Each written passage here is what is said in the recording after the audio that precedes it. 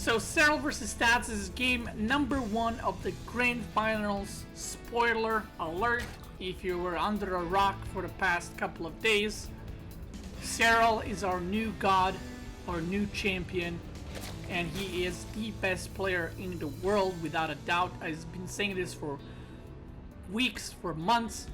I've said before Blizzcon started, I've told you guys on stream that Serral is gonna win. And look at that, he crushed everyone and, you know, grabbed a little trophy for himself. Okay. So, first things first, Stats goes for the hatchery block. Let me actually see something. Stats goes for the hatch block, gets it just in time. Serral wastes no time, grabs the third. He's like, okay, you can have that one, I guess. No problem. Does a little cute micro over here, and nothing special really happening so far. Now this is cheeky play, right? So Stats sending another probe. He instantly wants to proxy the Stargate. I remember this. Now this is the wall I don't really like. I'm not sure why Stats does this wall, but I really don't like it. I would actually like, if I could interview Stats, this is what I would ask him about this series. Why do you wall off like this?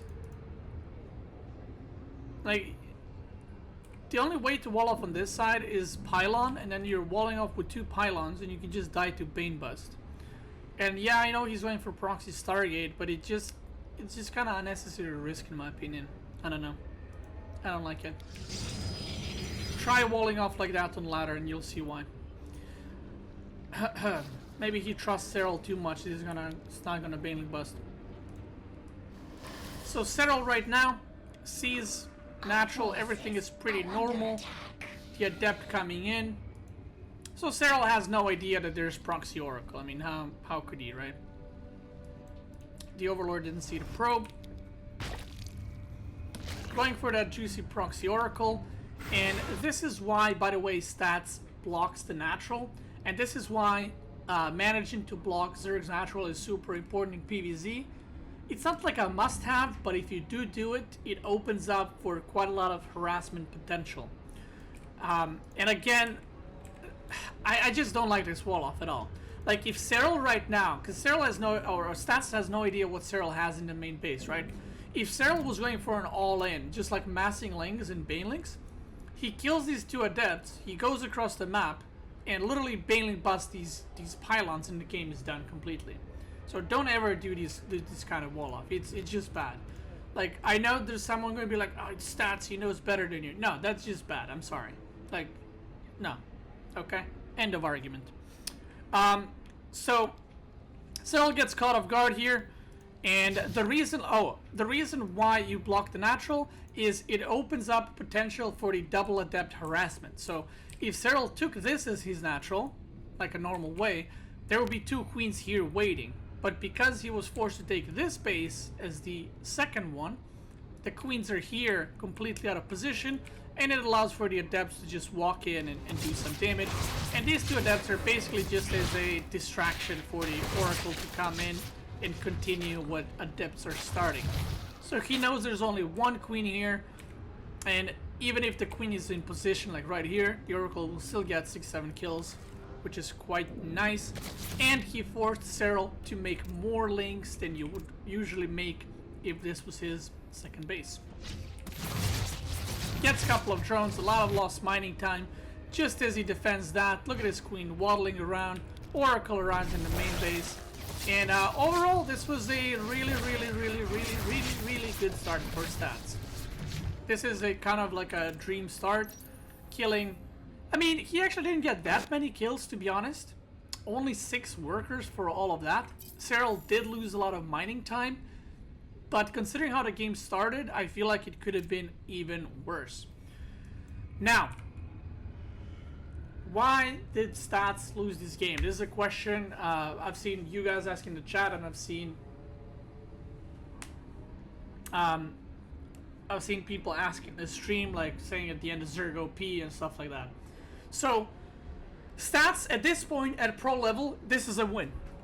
He denied so much mining time. Now Serral needs to make spores. There's no creep connected. It's just a complete mess. Like, whatever stats follows it up with, Serral's gonna have super hard time defending. But what happens next is the Protoss's worst nightmare. How did this happen? I don't know. Let's see. So there's links coming, and this adept is somehow not covering. But you know what would cover this wall if you walled off the proper way, which is the pylon, gate, cybercore. But because he's walling off with the pylon, you need to be super precise where you put your unit, and he put it, if you look, the adept is a little bit too back in order for to completely block the wall off. And what happens is, well, yikes, that's what happens. Kills the two adepts, and this causes more than one problem. So this is not only a problem, oh, I'm gonna lose some probes. This is a problem of, you just lost two adepts. You actually cannot take the third base. You need to now make more gates, wait for the gates to kick in, and then take a third base. And your advantage just went to shit. Like, you just completely nullified the advantage you just had. And not to mention speedlings in your main base. I mean, if you're a Protoss, that's like the worst thing that can happen to you in a game of StarCraft. So he's pulling probes, he's losing mining time, he's gonna lose the pylon. Serral just goes in. This was actually a little bit of a mistake from Serral, I would say. I would have loved to see 4 links here harassing and 4 in the main. He just goes straight for the main. And it just so happens, kind of unfortunate, Stats just recalled his oracles to the main base. And basically Serral arrives with his lings and there's 2 oracles waiting. So that was a bit unfortunate, but that's why you spread your units, so, you know, there's kind of like, you're maximizing the potential for the damage to be done. So he only turns on 1 oracle, very smart. He doesn't want to use both beams because he doesn't know if there's more links coming or not, which they are. So Serral is trying to run around and waste as much oracle energy as he can. Meanwhile, on the natural, another pylon going down.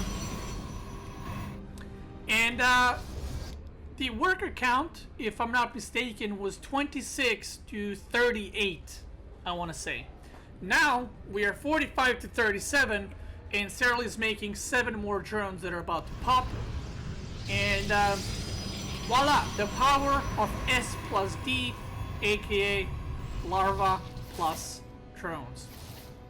And suddenly, Serral is catching up to workers, but he has 3rd base, and Stats does not, and Stats also doesn't have the chance to get a 3rd base, because not only he doesn't have any gates, he's only on 1 gate, and if he tries to get a 3rd, the lings would just keep killing probes over and over. Another thing to have in mind, because the oracle is in the main base, Stats has no idea what Serral is doing. Serral might be going for +1 mass sling, Serral might be about to Nidus, Serral might be about to roach bust him, so he can't just open up this pylon and go to the 3rd because he might just die.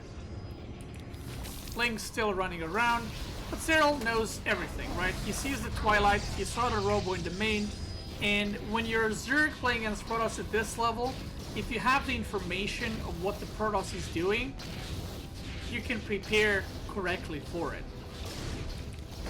So you can see now he's starting to work on this. Serral sees Twilight upgrading, and the only thing that can come from this is charge and what are they called?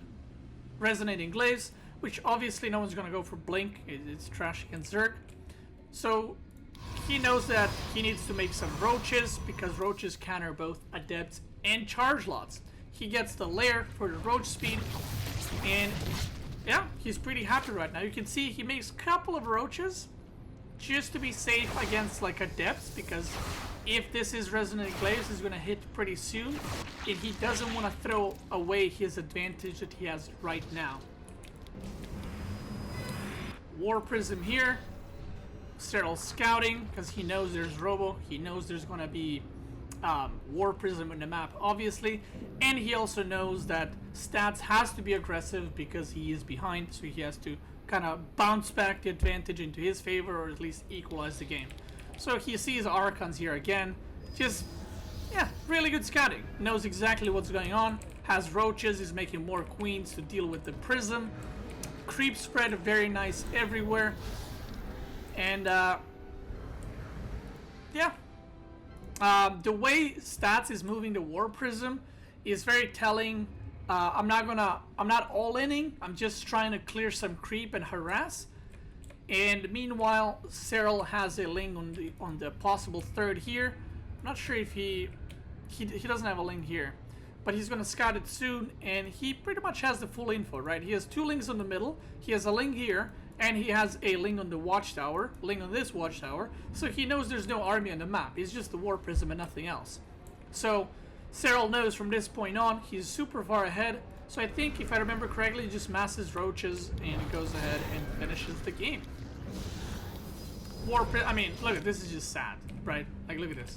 What is this? 6 Zealots and 2 Archons? Like, there's no chance. He just slaps it down completely. Wait, did he just... Oh, he lost the 2 Oracles and the Phoenix as well. There's enough Queens to defend this now. And, yeah, that War Prism completely shut down. Serral moves with some roaches, scouted the third. Serral's scouting is insane. He knows what you're doing at all times, which is what enables him to play as greedy or as aggressive as he needs to. So right now, he's just faking some aggression. He's like, okay, I made, 30 roaches. I don't need all 30 to defend a War Prism. So what I'm going to do is I'm going to take 8 roaches, push across the map. Maybe I'm going to pick off a Zealot, maybe I'm going to pick off a Sentry. Even if I lose them, it's not a big deal. But you force Stats to micro, to move his units. And, oh, look at that. 3 Sentries. Completely worth it. 8 roaches for 2-3 Zealots and 3 Sentries, that's 300 gas, is absolutely worth it. And this enables him to do any kind of push that he wants to, because now there's no more force fields. Now, this is one super duper pooper important thing that I wanted to talk about. So, we've seen something from Serral that I can't recall, maybe he did, but I don't remember him using Swarm Hosts this much before. He was very focused on Lingbane Hydra, but we have seen Serral against Stats use a lot of Swarm Hosts. And again, I know I keep mentioning this, but that's kind of like the questions and answer. A lot of people were like, why doesn't every Zerg just make Swarm Hosts? They're so good. Swarm Hosts are very, very unique and specific unit that you can use in specific situations. If this game was equal, you can't just go Swarm Hosts. Let's say the game was equal and Stats has 130 supply. If you make 10 Swarm Hosts, you will die. Like, Stats will literally just push, you use your Locust, and then you die. That's it. You cannot go Swarm Hosts if the game is even. You need to create an advantage for you, or opening for you, to go Swarm Hosts. This doesn't necessarily mean you have to kill 20 probes in order to make Swarm Hosts. This means that you have to force your opponent into making units that can't be aggressive right now, because the only thing you need with Swarm Hosts is time. Because over time, they become more and more and more efficient. And Serral, after killing 3 sentries, sees this little crap army, right, with 2 mortals, 2 Archons and 8 Zealots, and he's like, yeah, I can sneak in some Swarm Hosts. The game has been going pretty well for me. And Swarm Hosts are very, very good for engaging if the opponent is on their side of the map. And they're also very good of extending your lead. They're free units, so you're always going to get value out of them, unless you use them, really, really badly. But obviously Serral is going to use them as well as they can be used, so he gets really good value out of them. So what Serral does now, just creep spreading. Very, very focused on creep spreading. This is not something you see in ZVP at all. But because his playstyle is now Roach Swarm Host, you can see 11 more coming out, and he has 5 already. Because he sees there's a potential and I have the opening, so I'm just gonna abuse it as much as I can.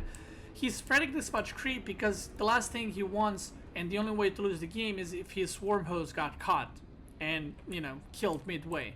So he doesn't want swarm hosts to derp around off of creep. He wants them to be speedy boys. Serral is 67 drones, which, you know, you can make an argument, you can make a couple of more, but he's feeling pretty confident, and he adds 3 more, makes more units, and from here on out you can see his kind of posture with his units is, I want to be aggressive, kind of like I'm going for it at this point. He knows Stats is not even trying to get a 4th base, so he knows that the army is right here or here, because, well, it can't be anywhere else, right? The Ling, oh, the Ling is dead, never mind. So there's a Zealot here. The Zealot sees the roaches coming in, Stats repositioning. Serral's waiting for more swarm hosts. You gotta remember, Stats still doesn't know about the swarm hosts. He still has not seen them. Serral does this really smart move. I'll show you guys. He does this really smart move of, he sends a couple of roaches this way, and the reason for that is this repositions Stats' army and also gives intel to Serral where his army is, so he can use his swarm hosts correctly. Because you can't just use swarm hosts, you gotta use them properly, and you'll see how to use them properly. So here he throws them. He doesn't want to throw them from here, that makes no sense, because your roaches are going to be here, right, coming from that angle. So he uses them from here, kind of flanking the army and forcing the army into the nexus. Doesn't give the army a lot of place for maneuvering and for fighting. You can see that he changed, let me actually go back a little bit. He changes the direction of the locusts. Look at this. Because they're free units, the moment Zealots charged in on the top side, Locust should have been landing here now, right here. But Serral selects the Locust, as you can see here, and clicks on these Zealots because he wants to not lose any units. He wants the maximum cost efficiency out of the Locust. Lands there, just pops all the Zealots. He literally just killed all the Zealots and maybe lost 2 roaches, and that's it.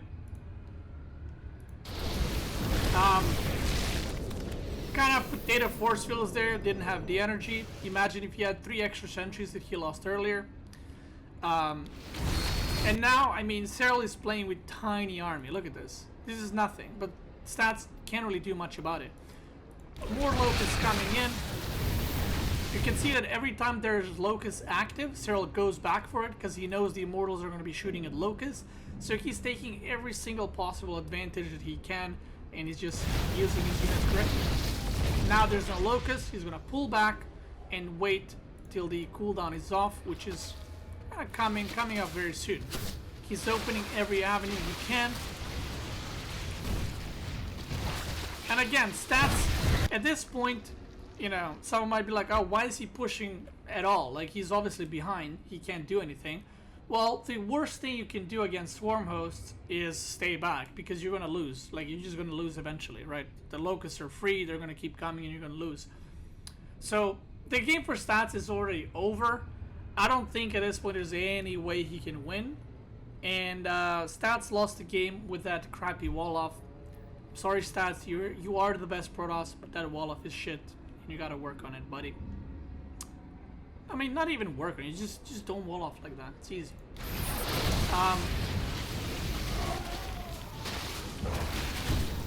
So now Serral is pushing in with a lot of roaches. There's no Zealots to tank for this. He just goes for it. Oh, the corrosive visor is disgusting. New wave of Locust. Look again. Roaches on the top attacking through here. The Locust flanking. He's waiting for the Locust to engage first. Again, he didn't just A move, he tried to get in with the Locust and then A move, so they're nicely spread and not just stacking on one unit for the storms. Good storms from Stats, but at this point it's just a numbers game. Doesn't really matter how good of storms you land. These units are just gonna be more and more cost efficient for their money. And that's pretty much it. Serral knows there's no 4th base on the bottom side. he just lost the link here, so he's rechecking. He's waiting for stats to overextend and then jumps on the immortals once again. And that's it. Slow and painful death. A little potatoing there with the Locust, but again, they take some damage and do something. Just finish the job.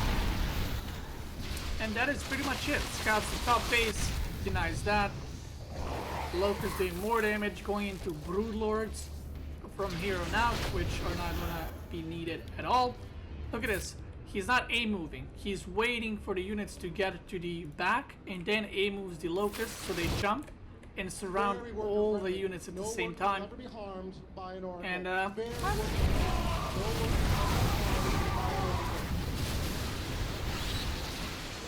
that is pretty much it. That is pretty much it. After this game 1, a lot of the people were spamming Zerg OP, Zerg OP. So I hope that cleared up things a little bit. And yeah. Matchers, thank you for gifting this up to Loco. Welcome back, Loco.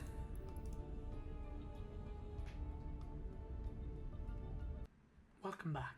Thank you, Matchers. Much appreciated. AKA Loki, the god. Okay, game number 2. Let's quickly jump into it. Again, this wall off. I don't know, man. I mean, I'm sure there's a reason. I just don't like it. That's all. And obviously he's better than me. I'm not denying that. For that one person that's like, dude, do you know stats would beat you in a best of 5? Yes. I do know. I do know indeed. I still think this is a bad wall off. And even if he beats me 10-0, it's still a bad wall off. Okay. So again, stats forces Serral to take this base, which again is awkward for Zerg. Every Zerg hates that. Goes for a Stargate, this time in base, so doesn't proxy.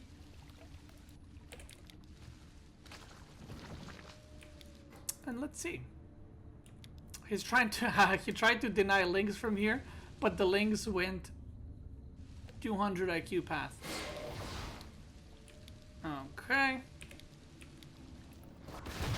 So right now, Serral sees 2 adepts and nothing else. That's it. 2 adepts coming out, which is pretty much the same thing he saw last game. So nothing weird going on that front. But this time, Serral is adapting, boys. This is why no one is like, oh, I beat that guy in a best of 1, I'm better. No. In a best of 5 or 7, you can adapt to your opponent and you can make way better decisions from game to game and deny his playstyle and what he's doing. So Serral right now sees exactly the same thing, and I think this is kind of like Stats' mistake.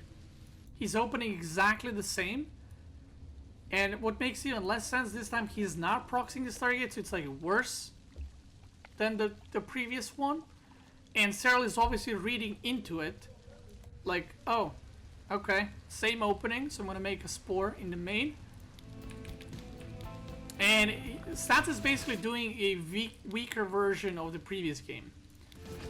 So the Adepts go in. If you guys remember, the Adepts previous game, they killed a couple of workers. It made in pool workers. This time, there's links waiting.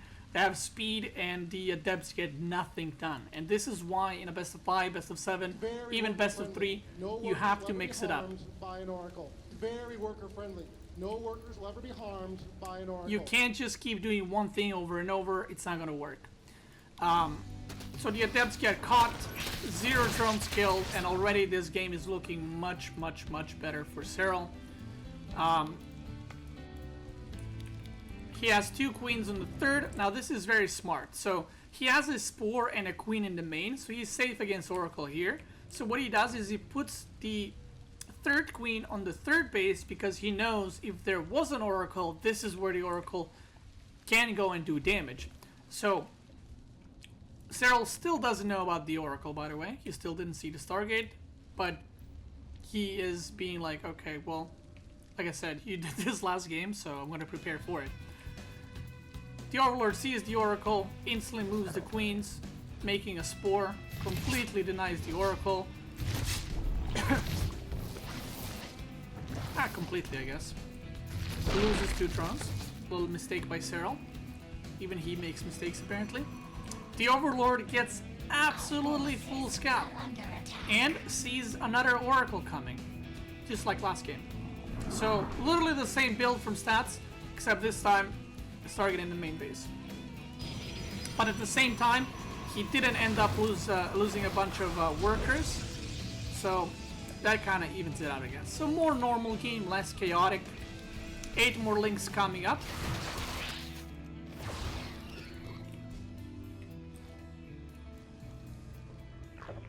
Alright. So the Oracle's in the main, he pulls the drones, he loses the Oracle here. Good focus fire by Serral. Gets that, and again, full scouting the whole time with the Overlord. This is why a lot of Protostants decide to go for Phoenix opening, because it denies the scouting of the Overlord, what comes next. But now Serral knows everything, right? Like, he knows, okay, there's a target, there's 2 Oracles, there's 3 gates, and now you have a Robo. He doesn't need to worry about Adepts with Glaives, he doesn't need to worry about charge lot timing, there's no Twilight, so he can just mass drone from here on out. The Overlord goes down. He did get 5 worker kills, but is it enough? Is it enough? Okay, so here, Serral, again, you can't trick this guy. You can't do anything to bamboozle him. He just scouted the second Robo, which this is Stats' mistake of placing the Robo that close to the wall off. If the first Robo was here and the second one was there, then this Serral doesn't see the double Robo. But because he positioned him like this, Serral gets full info on what you're doing. So he gets even more, follow-up on the scouting he already had. He's going to confirm there's a 3rd base soon, because that's the one thing he wants to know now. You can see it in 1 lane going up. Stats going with the stasis, gets it off. Little mistake from Serral. He sees 5 Adepts moving, he's making 10 more links.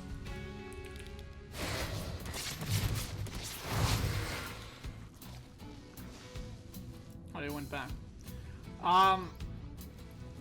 And yeah, I mean, from here on out, he knows what's going on. He sees there's 5 Adepts. He even sees the War Prism. So, perfect scouting, and if you play Zerg at this high level, if you have all this information, the game becomes so much easier for you. You don't have to make unnecessary units, like you don't have to randomly make, 10 roaches and hope, or kind of like be like, oh, I'm just playing it safe. No, he's just mass droning, doesn't care. Going for the lair. Like I said, he saw the prism, and he's gonna see it again with the link. So very good link positioning. Sees what he needs to see. And yeah, just poking around with these links, trying to maybe find an opening to run in. Again, going for the roach opening. Pops a little cheeky probe there. Denies the War Prism completely. Two drones lost, not a big deal. And yeah, gets Hydra then from here on out.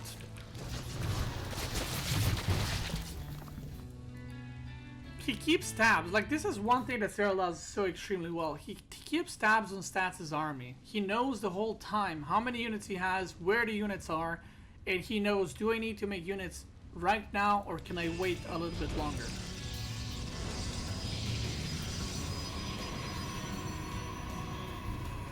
Look, again, goes in. He's like, maybe I can do a run by. If Stats moved out at that point with the army, he could have killed some probes. Sends the Overseer in the main base. Even though he sees 2 Immortals, maybe he's unsure what he is facing. Again, wants to get that follow-up scouting. Sees the extra gateways finishing. and also sees the army movement. So from here on out, Serral just going for the Hydras. Hydras against Immortals, if Immortals don't have the support of mass gateway units like Archons and Zealots, Hydras will destroy Immortals quite quickly. So this is something Stats needs to be careful about to like not overextend at this point, because he needs way more charge loss to make this really good unit composition.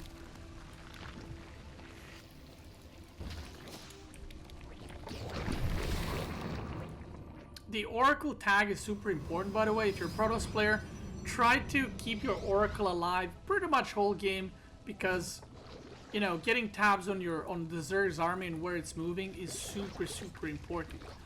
For example, right now, if that Oracle wasn't alive, Serral could have just loaded all the units into the Overlords and dropped, but because he tagged these units, they're unable to move. But Serral, being Serral, does the best thing he can at that point. So he realizes, okay, my units are tagged, so I can use this as my advantage of, he knows where my army is, so I'm gonna move my army this way, so that Stats will reposition his army, obviously, because, you know, there's Serral's army coming, and that gives him an opening to drop in the main base. So even, you know, with Stats having good tags, Oracle tags in the army, Serral kind of makes an advantage out of it, almost. Denies the 4th base here. Stats still doesn't know about the Dropper Lords. And, yeah, Serral just goes for it. This is really rough if you're Protoss. Repositioning your army, especially going to wall off like that, is just clunky as hell. Loses 2 pylons. Yeah, gets some free damage, runs away, doesn't lose anything, no problem. And now he's gonna try to attack here again. Just kind of testing Stats. Do you have enough here? He loses 3 Ravagers, so that was a good start of that defense for Stats. But from here on out, you have all these clunky, immobile units, and Serral is completely controlling the game. 57 probes only to, I mean, you can look at the income. It's 700 minerals more mining. 4th base already. Serral completely shutting down the prisms. I feel like Stats maybe forgot about this prism because he's not using it at all. Yeah, just in complete control of the game. Like, what do you do here as Stats, right? If you try to get a 4th, you're actually just opening yourself up to another place you can get attacked. So you can attack from here, and then pick up and drop into the main base. So we got into a really weird position for Stats where you can't really do much. And this is partially because he went for the double robo, and Serral knew his army will be really mobile. The gateway push won't be as quick, so I can go for these kind of Roach Hydra attacks and drops because, well, what Stats has to deal with it, right? No Blink Stalkers, no Stargate units, nothing. So once again, Stats moving through the middle, Serral going for the drop. There's quite a few Zealots here, but that's just so many Hydras and Lings and Roaches. There's just gateway units, especially Stalkers with no Blink upgrades, are gonna have a pretty hard time dealing with it. He already used Warpins and failed to defend this, and from here on out, just disabling these pylons. There's no more reinforcement for Stats, and it's pretty much beginning of the end. The game gets very scrappy here. So units keep dying. Serral is trying to split his units as much as he can because he knows there's High Templars, and what he's trying to do is just buy as much time as he can because he is winning the base trade already with these units. So the longer the time passes, he's gonna have more units while Stats, well, his gateways are empowered completely. So he's pulling the drones here, just running away, not overcommitting. You can see the units are already pre-split and waiting. And the best part about this, Serral doesn't even need to like go and kill the economy because he has what he wants. He has the gateways empowered. And if Stats even try to remake the gateways here, it would take too much time in situations like these. and it would arrive kind of late. So now, with no more reinforcements and only 3 High Templars, which only one of them has 2 storms and that's it, Serral is just trying to bait these storms out, and once he baits them, he's gonna go for a full-on engagement. And maybe Stats could have recalled at that point.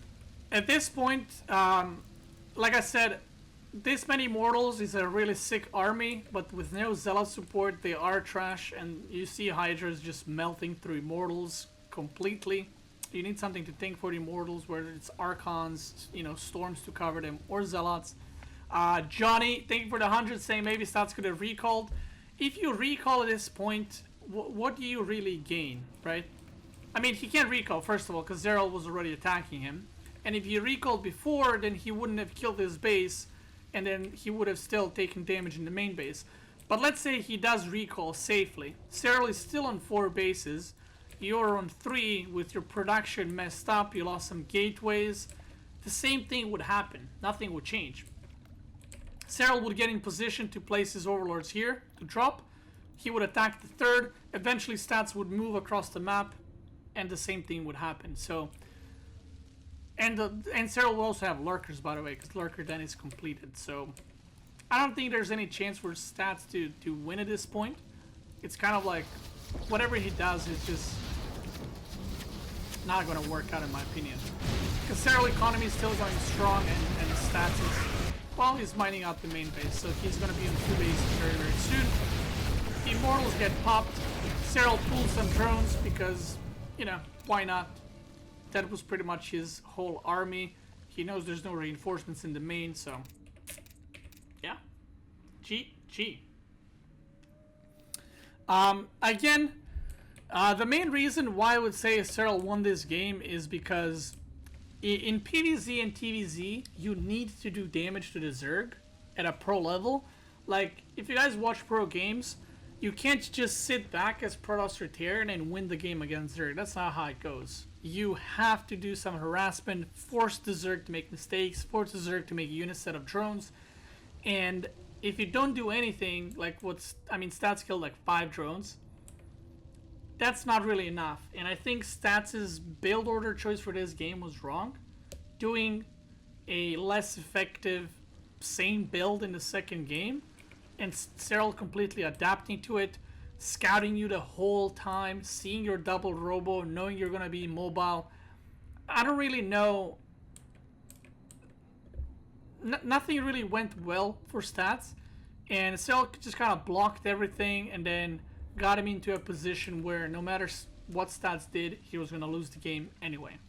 You know, you can make an argument, maybe he could have made a Void Rays to stop the drops, but even if you made Void Rays, you can drop from here to here extremely quickly. And if you went into Void Rays, Serral would have time to go lurkers, so again, you're in this situation where Serral is ahead of you in tech, because you were forced to make Void Rays, which are expensive and clunky, and yeah. Overall, pretty well played from Serral, and you see that in this game, because the game was much closer, he did not go for the Swarm Host, which is what I was mentioning earlier, because there was no opening for it. If he tried to go for Swarm Host and Stats scouted it, he could have died from that many Mortals and Zealots and Archon pushing across the map, so he just goes for straight up army and outmaneuvers Stats. That is game number 2. So, yesterday I analyzed first 2 games. Now I'm going to continue analyzing Stats versus Serral. This is game number 3. There are 6 games in total. Spoilers. So let's get into it. Yesterday we saw Serral take the 2 wins. We went through how and why he won. So let's check this one. Let's see what happens. What happened? I was basically falling asleep at this point when I was watching this live, so I don't really remember game 3, 4, 5, and 6 that well. Obviously, like I said, I watched them, but I haven't been paying too close of attention because I think it was like 3 a.m. for EU or something like that. It was, let's just say it was way past my bedtime. So, Stats once again blocks the natural. Seems like that's just a thing he does every game. And I mentioned this before. I don't think that's a bad thing. It's a good thing, right? You force the Zerg to take the third, then your Adepts and Oracle can do some more damage than usual because the queens are so far away from one another. Meanwhile, stats with the wall that I don't like. With this Stargate follow-up, so far pretty standard, and stats is actually going Stargate 3 games in a row. I mentioned this yesterday, that he went second game, basically the same build as the first one. And I kinda, like, this is the point where you have to mix it up. Like, if you're playing a best of 5 or a best of 7, it's better to do a like worse build but mix it up than keep doing the same good build over and over again because the opponent is learning. But we see Phoenix this time. Wants to deny that Overlord, and when you open Phoenix, it's a little bit riskier because if Zerg like goes for Bane Bust or something, you won't have that fast Oracle and you're kind of gonna just die. But he will deny the Overlord, and then he's going to have a couple of options what he wants to do. Wait, this is the map he went double Stargate, I think. So, for example, right now, because he is denying the Overlord, Serral will know that he's either going to try to go for like a charge lot timing maybe, or double Stargate, because those are the most common transitions from this Phoenix. First, it can't be just a normal game, but at a pro level, double Stargate or charge lot 8 gate all in with the Prism is very, very popular. Follows it up with an Oracle. You still want to get an Oracle because you do want to scout across the map. Oracle always finds some damage, you know, cheeky drone kill here and there. It will have Revelation to attack the army, so overall it's just good. A little bit early on the drone here, or on the spore here from Serral. It's not gonna get any value, and if you left that a little bit longer to be a drone, he will get some extra minerals. Okay, yeah, so this is the map where he went double Stargate. Okay, I remember. So Serral right now doesn't know what's going on, right? He has no vision. His Overlord died. He has some speedlings on the map. Actually, quite a lot of speedlings. 17 lings at this point is quite a bit. But I guess he's just playing it safe. This is a cute move by Stats. If you guys are Protosses and you want to learn ZVP a little bit, what you can do is lift the Queen and then go with the Oracle, and you always get about 5 kills. Even with the Spore they're shooting at you, but if there was a Queen and Spore shooting, you would get like 2 drones and you would lose the Oracle. Gets 4, not bad, and yeah, goes back. So, what do we see? We see Bailing Nest coming out of Serral, and he keeps trying to deny the third. This is very good, and this is something that I mentioned in yesterday. Serral does this all the time, where he has just lings everywhere patrolling, and he just knows what's going on at all times. And you'll see very often when he plays, people like run war prisms into his lings and stuff like that, but that's because the lings are very, very well positioned. Okay, so if you're Serral right now, you want to figure out what's going on. Like, you want to see, that's why he's going on the natural. He's trying to figure out anything he can. Now, earlier when he still had the Overlord in the main base, he saw that there was a extra gas very, very early being done, and he knew that wasn't a fake gas because his Overlord died literally here and also saw the gas. So by taking the gas, Serral knows that the double Stargate is a possibility. Another thing you can do with his super fast double gas is the Archon drop, which I think why Serral has these links patrolling. He doesn't want to miss the War Prism, so he's basically covering all the bases right now. He keeps making queens, which I think he realizes because the Prism is not coming. There's no Zealots here, it's all Adepts. So he's probably thinking, okay, this is not a charge lot push. He keeps droning, he's feeling safe, he's going for +1 links.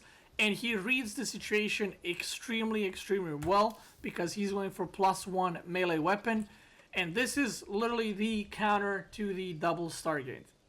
The worst thing from Protoss point of view that you want to meet are +1 links, because you're going for double Stargate Phoenix.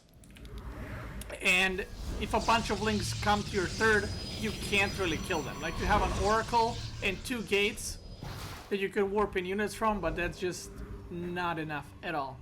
See, if this was EU ladder and potatoes I meet, there would be about 50 links here right now killing this Nexus, and it would cancel my Nexus 54 times, and I would be salty. But, you know, Serral's like, nah, yeah, no need to take that big risk.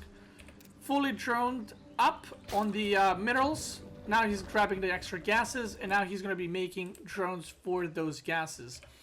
I think he... Let me actually just double check. He saw the Phoenix move out, I'm pretty sure. Let's see.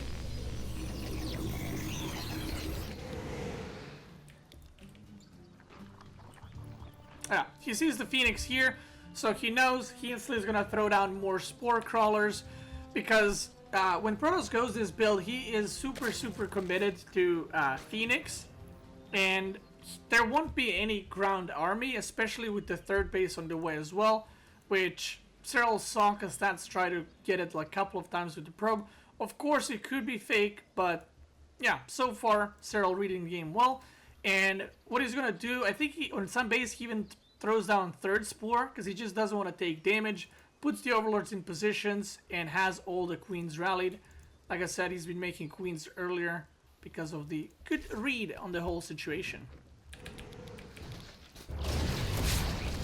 Now gets 2 drones, and double Stargate is like one of those builds that it's impossible to not do any damage. But yeah, there's a third Spore as well coming up. But with double Spore, it's extremely hard to do any kind of harassments, and you know, going double Stargate into Phoenix, you don't want to just get 3 drones, right? Like you want to get something else. Serral, interestingly enough, going for some Banes, gets spotted and just cancels. Decide like, nope, won't do that. So from here on out, let's see. What does Serral know? Well, he knows there's a third. You can see he's not even checking, because he knows that from this double Stargate, it's, you can go like 8-gate charge lot as well, but that's gonna arrive so late that you, at pro level, you might as well just go straight into 8-gate charge lot and not into double Phoenix, double Stargate Phoenix. So right now he's just droning up, and because he has that much experience and knows exactly when Protoss can strike, he's droning just enough, 65 drones, so his economy is fully kicked in, and Banelink speed coming up, Hydra Den coming up. And what he wants to do with these links is just try to gather as much info as he can of what is he facing. Because there's a big difference if you're facing super fast Storm, or you're facing double Robo Immortal, or just a single Robo Immortal. Like the previous game that I've analyzed, double Robo makes your army very mobile, because you're basically cutting a little bit into your gateway production in order to produce these Immortals. So you won't be able to hit as fast, but your army will just be, you know, stronger in general. Gets 2 probes, why not? And he can always click on the Zealots or just see how they move, if they have a charge or no, which at this point he knows there's no charge. If you don't know, by the way, Zealots, when they move, they look different. And also you can mouse over Protoss armor, and if you see that the move speed is written in yellow numbers, it means that the Zealot charge is done. Okay, now this was very nice for stats. Even with all that defense, gets 9 drones there with 7-8 Phoenix, which is pretty good damage at this point. He overextends. Nope, saves them all. 12 drones. So he actually did quite a little bit of damage there. 21 workers killed. Now, this is the thing about Phoenix. If you kill 12 workers, or 21 workers, sorry, with 2 oracles, you pretty much win the game straight up, right? Because you invested 150 times 2, and you kill 21 workers, which is an insane amount of damage. But because he made 8 Phoenix and 2 Stargates and an Oracle, killing 21 workers is a lot of workers, don't get me wrong. It's not bad, but it's not game ending, right? I think there's obvious difference. It's the same with your Terran. If you kill 10 workers with 10 Hellions, that's not really good. Like, that's really bad. But if you kill 10 drones with 2 Hellions, then you're really far ahead. So he invested quite a bit in this Phoenix, and even though he did a lot of damage, and I would say he's in a pretty good position, which you can even see in supply, the game is for sure not over. Serral a little bit oversaturated. He's gonna send some workers over here. 76 workers. That's one downside of the double Stargate opener if you're Protoss. The Zerg is feeling very safe to just mass drones. So even if you kill 20 workers, the Zerg just remakes the drones. But if you kill 20 workers with like Zealots or Adepts, the Zerg can't just remass drone because he might die at any point.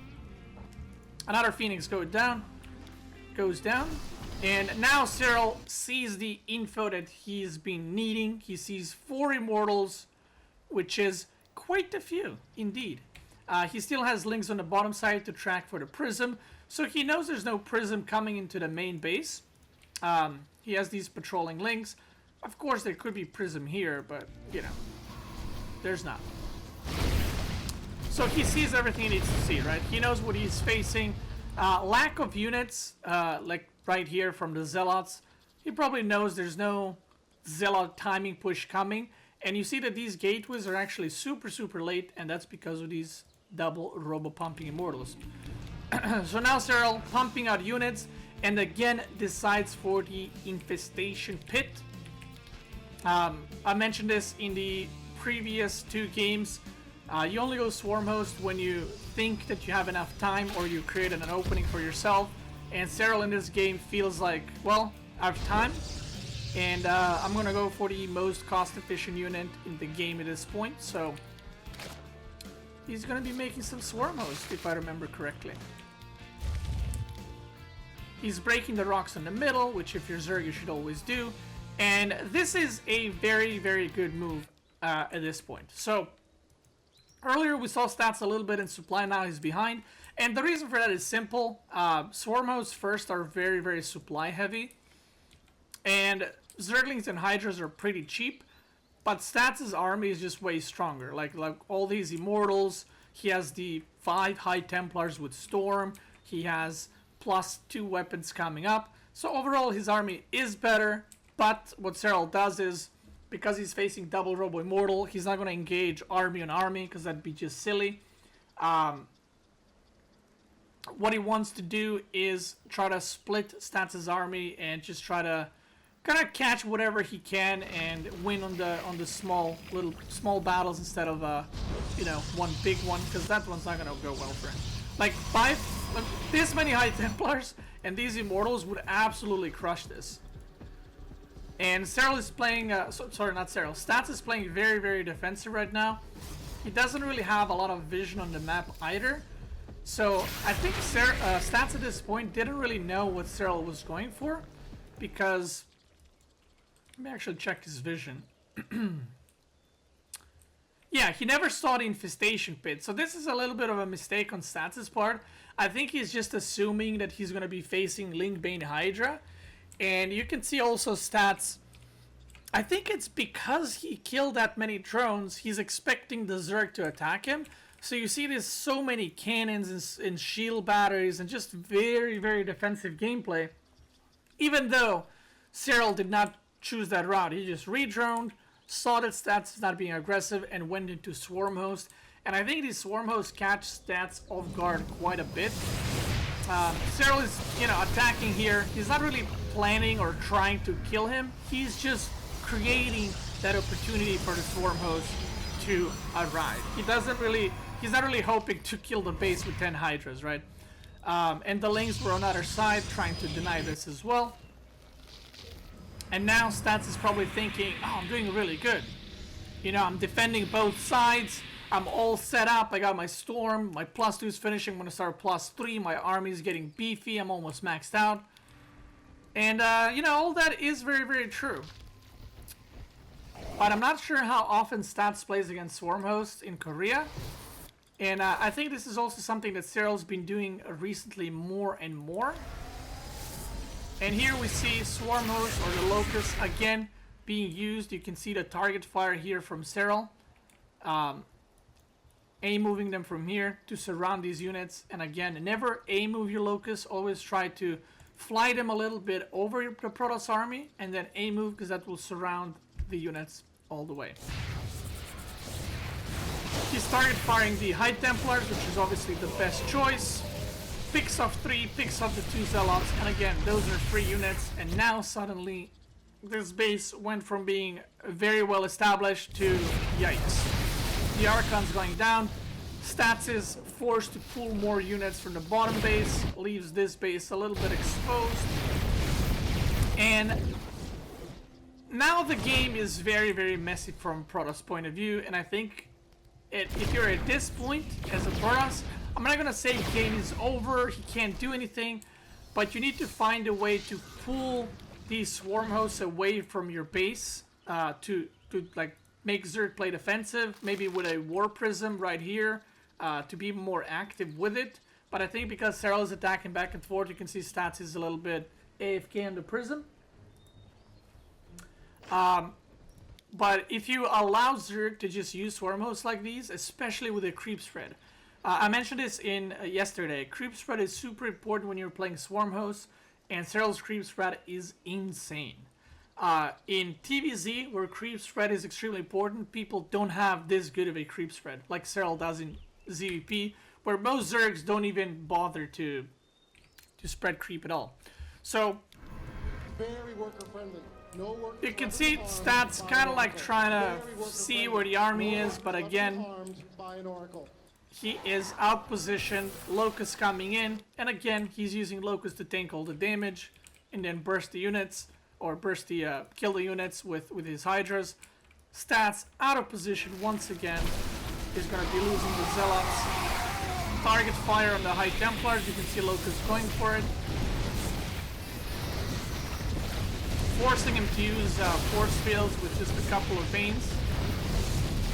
And yeah, I mean, Serral just traded about 10 Banes and 10 Lings for like High Templars, 10 Zealots, cannons, and from this point on, what you want to do, because the Zerg will be the Protoss will be very, very focused in trying to kill your Swarm Hosts with Charge Lot, Immortal, Archon, Storm to kind of like punch through it, or maybe sometimes even Colossus. What you want to follow it up with is Broodlords if you're a Zerg player, because, well, the Protoss is not going to have anything to deal with that. And yeah, again, just like in previous games, the moment Locusts expire, he pulls back, waits for the Swarm Host cooldown, and then goes in again, which is 10 seconds away from being ready. And if you look at Serral's army, it's actually a very small army, right? He's running on 80 drones, so he's having... Look at that economy, that's insane. He's running on 80 drones.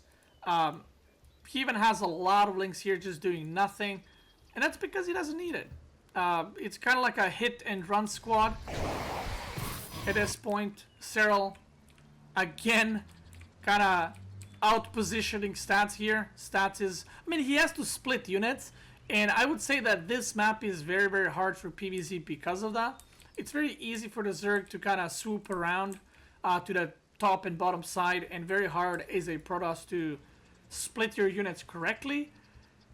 But the thing is, against Swarm Hosts, you don't really want to split units, because if you split units, this will happen.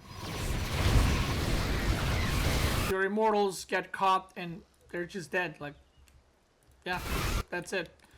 And Stats losing a bunch of units there, gets distracted. Banelings run in here. Let's see that again.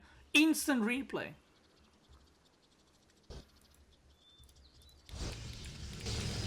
Gets distracted on the top side. Doesn't see the Banes coming in. And yeah. It's crazy how simple Serral makes it look. That's like the main thing. He makes it look like the easiest thing in the world. Oh, just use some Locusts and, you know, run in with Hydras and stuff. But I guarantee if you like if you play against that, it's like you feel like you're getting attacked everywhere, and you can't keep track of the Zerg army. And I feel like even if you do, it's hard to win from that point in the game, because I guarantee if Stats actually scouted the infestation pit with his Phoenix or with his Oracle, he would have at least tried to attack across the map, because the infestation pit would tell him, A, the Zerg is going to go Swarm Host, which he's seen already from Serral in this series, or B, the Zerg is going to go Hive, which at both of those options you want to be aggressive. But instead, Stats was being defensive, was making static defenses, which are just not going to help you against free units.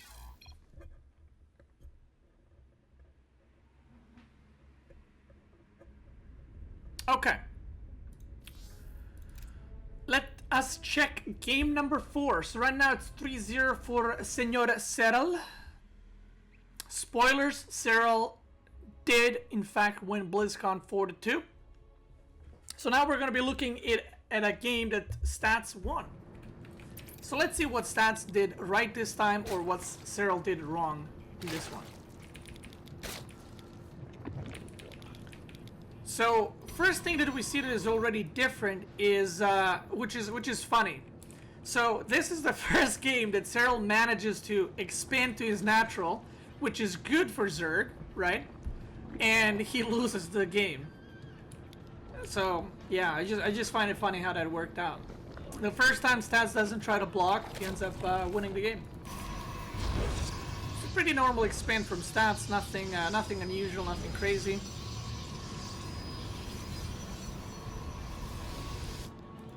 Okay. Again, Stargate opener. Actually, I don't even remember game 5 and wait, this is game 4. I don't even remember game 4, 5, and 6 that well on the openers. Anyway, we will learn together. We'll pay attention together. So again with the Phoenix, he's gonna deny that Overlord scouting. Sees the double gas. Now, this is one of those things, at pro level, this might be fake. Like, this is kind of like, Stats is throwing the extra gases on the natural in the vision of Serral. And this might be a mind game, as I'm gonna make these gases in front of you, but I'm not gonna mine, and I'm gonna go 8k charge load all in. Or this might be a double mind game. I'm gonna make the gases in front of you, and I'm gonna still mine the gas anyway. So I think it's always interesting to see if Protoss decide to do that, and if they actually mine the gas or no. Stats goes for the gas and goes for the double Stargate once again. This time adding 2 more gates. Previous game I think he only added 1 more gate, and he was struggling to grab the third a little bit, I think. But if that is true, you can see that, you know, maybe he didn't like how fast or how slow he took the third, so he's just adding a 3rd gate to make sure he gets it super quick. Oh no, I think he had 3 gates. Not sure. Anyway, not the biggest of deals. Either way. So again, the Oracle coming in here. Serral with a very nice save on the low drone, making it into a Spore Crawler. And this time it goes better for Serral. Doesn't lose a single drone. So like I said, this game, the way it started, it's looking not as good as the previous one. The previous one, he got a lot of damage done. This one, you know. Double Phoenix starting up again. And if you're Serral, so what is happening now? And why is Serral now going for Roach Warren and not previous game? The reason for that is, this game he saw 4 Adepts trying to be aggressive. And kind of, maybe he thought they're moving across the map. But previous game, there were only 2 Adepts while he was grabbing the 3rd. So there's already more Adepts at this point in the game. So I think the reason why Serral is going for the Roach Warren is because he's maybe afraid of Stargate into 3-gate Adept Glaives push. It's not an all-in. It's a kind of like a transition where you follow it up with 10 to 15 Adepts. You push across the map, try to do some damage. And you want to keep those Adepts alive. But if the Zerg skips Roaches, you can literally just kill the Zerg or kill all the drones with Glaives, Glaved Adepts. He's trying to deny the third. Stats gets it. Serral sees it. And yeah, he makes more links because he is afraid of those adepts moving across the map. Again, he doesn't know what he's facing. And boom, once again, the link is in position and Serral sees... Oh, you're going Phoenix. Cool. More spores coming up. So pretty much the same response. And look at this. The moment Serral saw that this is Phoenix again, insta 10 drones. And this is what I was saying earlier. Zergs, when they see double Stargate play, they just go for mass drone because there is no threat at that point in the game.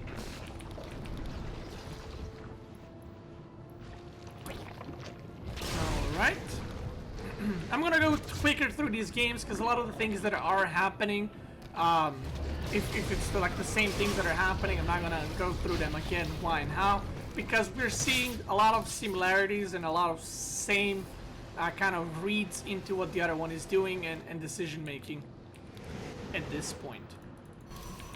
So again, with the double robo, see, this is something I am not a big fan of, and you know, obviously Stats is the pro, Stats is the best Protoss, but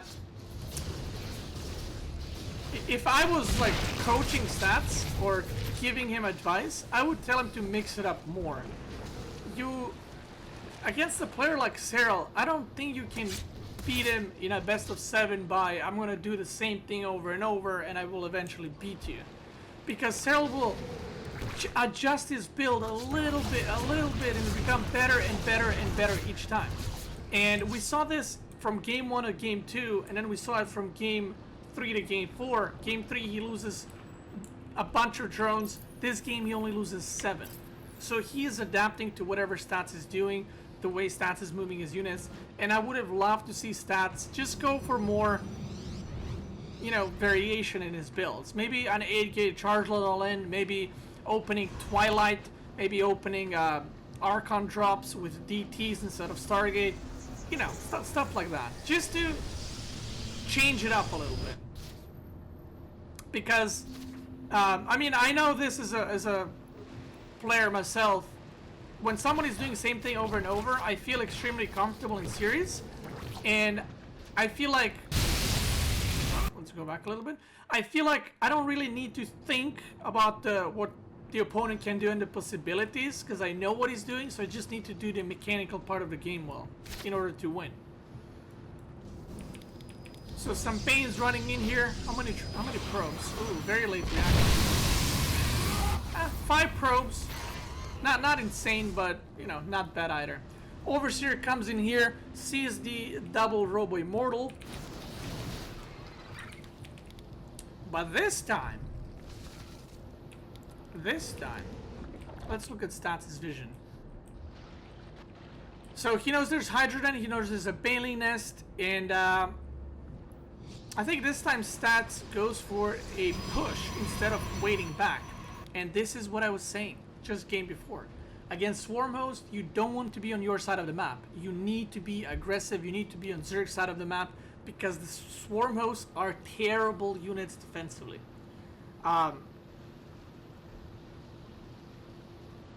You don't want to use them to defend, because if you use them here to defend the army, Protoss can just run away and then re-engage you when you have no Locust left. I don't really like this position of the Expo from Stats, especially because Serral has been going for Swarm Hosts, and I mean, Swarm Hosts from here to this base would kill it so fast. I think this one would have been much better, but yeah, just you know, at this point he still doesn't know about the Swarm Host, by the way. He still hasn't seen it, which again I think is a little bit of lack of scouting from Stats, especially because he's seen a couple of games now that Serral loves Swarm Host, but he's not trying to confirm, okay, let's see, like if he's going for Lurkers or Swarm Host or whatever else. Okay, gets that Prism, and this is different from the previous 3 games. This is the first time that Prism flew in here, that Serral has no idea about this Prism. Stats is active on the map with his units, and finally will be able to do some damage in the main base. Look at this, Zealots on this side, Zealots in the main base. Not sure about oh, look at that, Swarm host attacking from above, just like I mentioned. That's why you want to take that base. But yeah, Serral right now under some pressure, more than usual I would say. The next is so low. So low. Some cute Bane drops. He's probably going to do a huge warping round. And the moment you do a huge warping round, you definitely want to be pushing the front at the same time. Like I said, this army is super strong. And as a Zerg, you want to try and avoid kind of like main army versus main army battles. Locusts are on cooldown.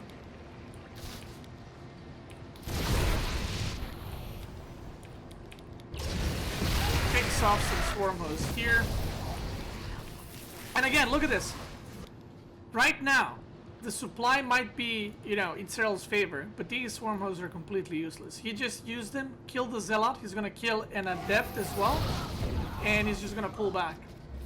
And now, this is how Stats in this game is making these Swarm hosts completely trash and inefficient. Like, they're not getting their value at all. They're literally just spent supply. Picking off some Hydras here. Just kind of picking off Serral's units everywhere he can. For free. 17 probes go down. Yoicks.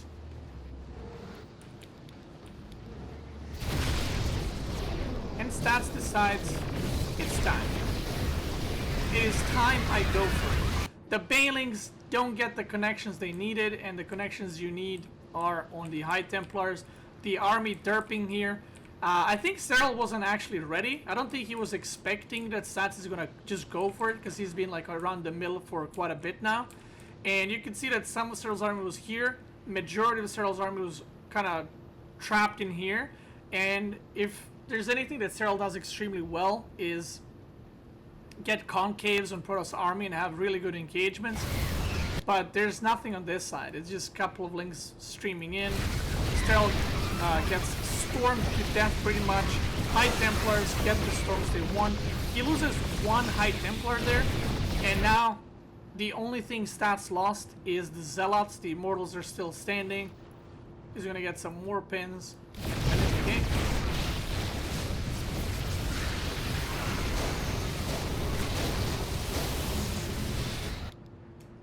GG. So it's funny how the difference at a pro level is so tiny, right? It sometimes, even with the same unit count, just the way you move your units can mean between losing and winning the game. Not necessarily killing certain things, but just how you move your units and threaten your opponent. Serral had no point in that game a chance to use Swarm hosts the way he wanted to, because he was forced to be defensive the whole time. And then, like I said, Swarm hosts are trash. Which is why I keep saying that if you do want to use Swarm hosts, you have to create an opportunity for yourself to force the Protoss to stay defensive, or get some kind of lead into Swarm hosts like we saw in game 1 and 3. But that game Stats, you know, being aggressive and just wrecking it super easily. Kind of making it look easy, I guess, is the right way to say that. So again, another funny game where Stats, oh my god, Stats and Serral are so similar in my head. I keep mixing them up. So Serral again gets the natural expansion. Spoilers, this is another game he loses. Okay. So again, nothing out of the ordinary. Everything is pretty standard. Nothing to say here. And this is what I was talking about. You gotta mix it up. You gotta mix it up. You can't just do one thing. And look at that. Stats mixes it up and wins this game. I mean, Coach Cutie. I'm gonna be coaching people at Blizzcon in 2019. Okay. let's see. So this time, he's trying to get the Stalker out. But Serral scouts what he needs to scout, sees the Twilight Council. And, Dark. I saw Dark Shrine and I said Dark. Stats this time is going for Dark Shrine, going for some DT/Archon drops.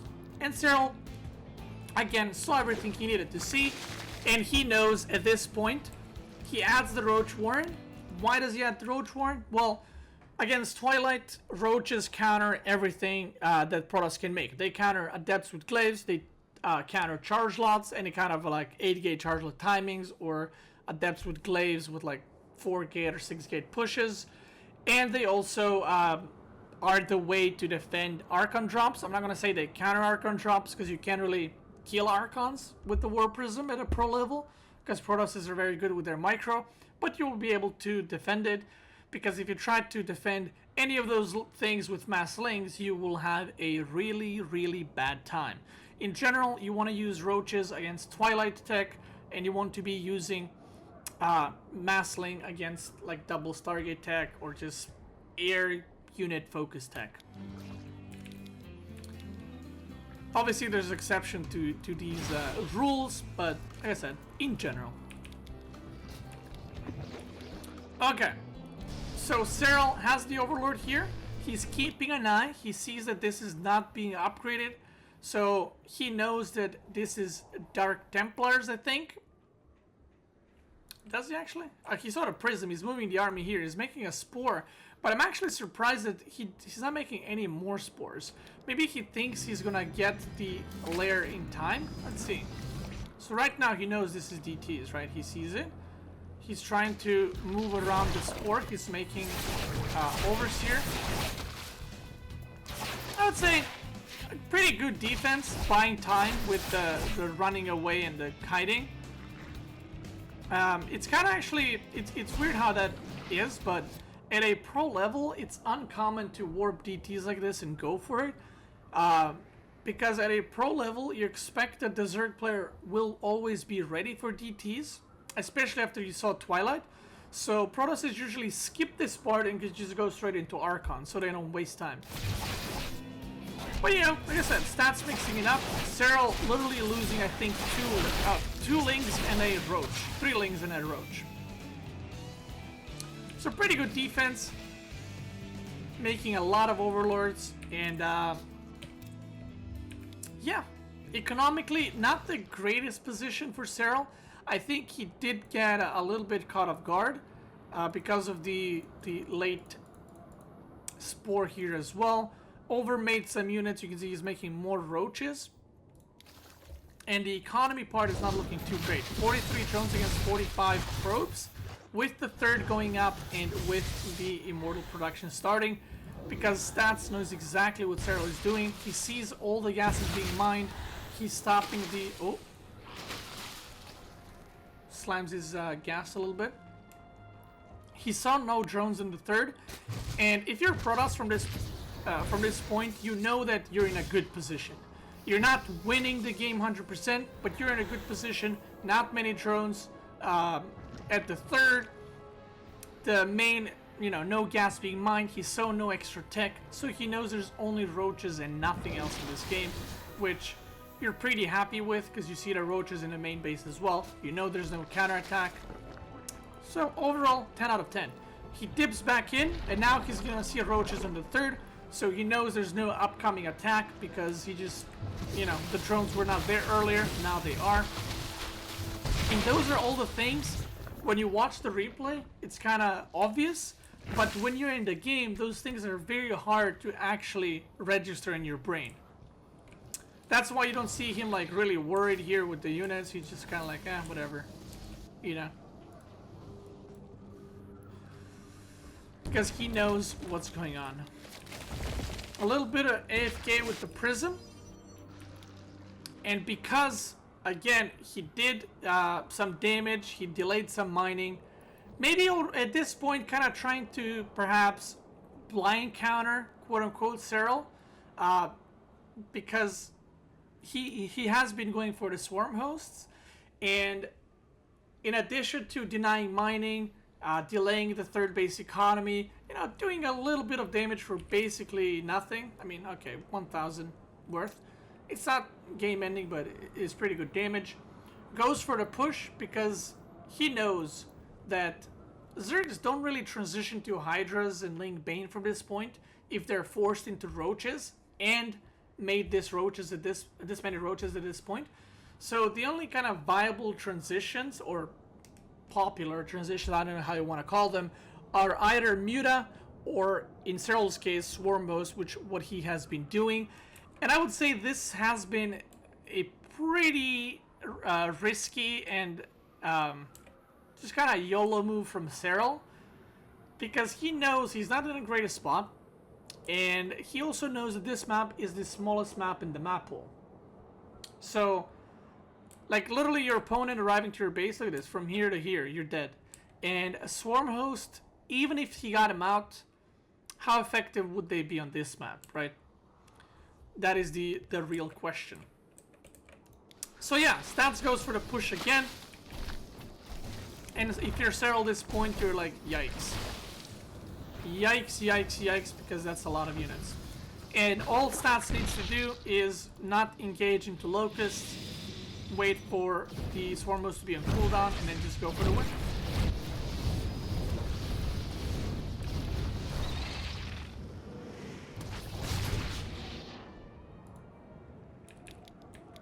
Okay, he's changing the attack path a little bit.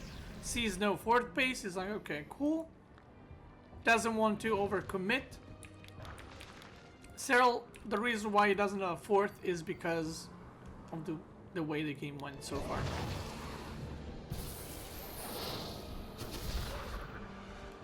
And look at that, baits the Locust. Oh! I'm not sure why Stats went back in there. It was a little bit of a mistake. But he goes for the engagement anyway. Not many Swarmers in the first place, only 8. And Stats just kind of semi-goes for it, I guess. A lot of Immortals, 4 against just Roach-based army is quite good, I would say. Quite good. Storm on the way, Serral going for more Swarm Hosts. And I feel like this is more Swarm Hosts that he made in the previous games.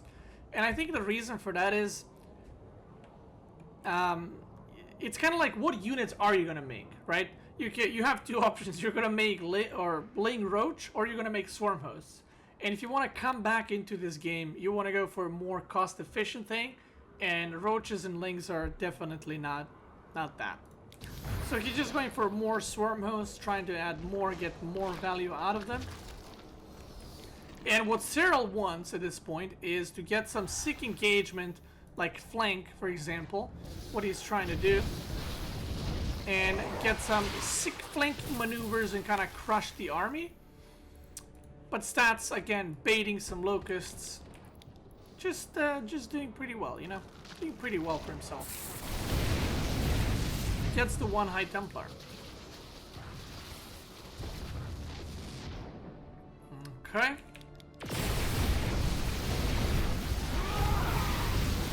Does some cute micro, and again, Serral like doing really well with his units, especially with the Ravager piles there. I would have loved to see another Prism. I think this is a little bit of a mistake from Stats. Yes, he would have one less Immortal, but if he had a Prism on the bottom side, it would be extremely hard for Serral to defend 8 Charged Warpin, because his army is very much requiring him to stay together to protect the Swarm Host. So Serral at this point does not want to split his army. Get some nice force fields, picks off the Swarm Host, forces some more Locusts. And this is the amount of Locusts where it's like, against this army, you don't really get much done. The Locusts just kind of get killed almost instantly. And now Serral's army is split, which, like I said, is something you don't want to be doing as a Zerg. Charge lots on the bottom side, forcing Serral to split his units even more.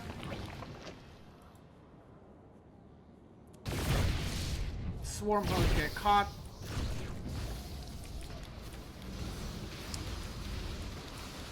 some Ravagers. Nope. Oh my god, that's so many High Templars. Holy. Sick force fields. Picks off, what is it, 5 Ravagers there.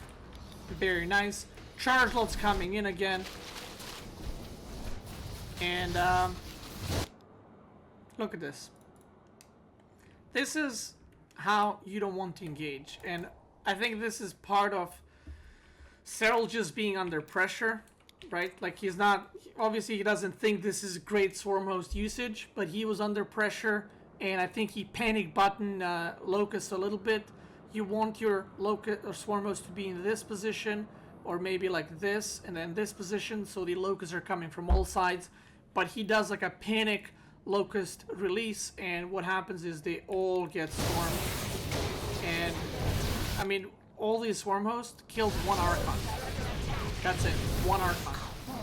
And now, Stats is like, well, I guess I'll kill it. I guess this is the time for me to just punch through. Good counterattack by Serral, but he can't really beat this army at this point. He's just getting completely smashed. And GG.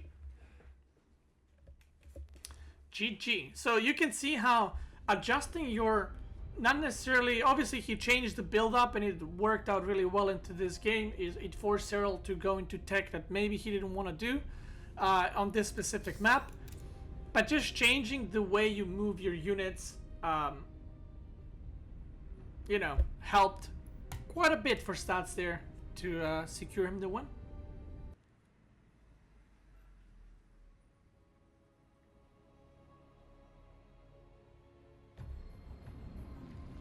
Like, that game was just really well map control by Stats. And it's one of those like hidden skills. You can't really see it. It's not as obvious as micro or macro or, you know, whatever else, cute moves. But unit pathing and unit positioning is extremely important in StarCraft 2 at a pro level especially. And it's something that I think a lot of casters miss. They don't really, you know, talk about it in the game. But it's extremely important the way and how and where you move your units. Not necessarily even with attacking, just moving around the map and kind of giving false information to your opponent and then just striking and plowing through. Because the whole time in the previous game, Stats has been moving pretty much in the same spot, right? And then you just see him go for it. The reason why he went for it is because he saw that opportunity. Oh, Swarmos are in a bad position, he used Locust incorrectly, and he just goes for it. But if he was sitting at his base, that gives Serral the opportunity to make those moves and to wait for his perfect moment to strike.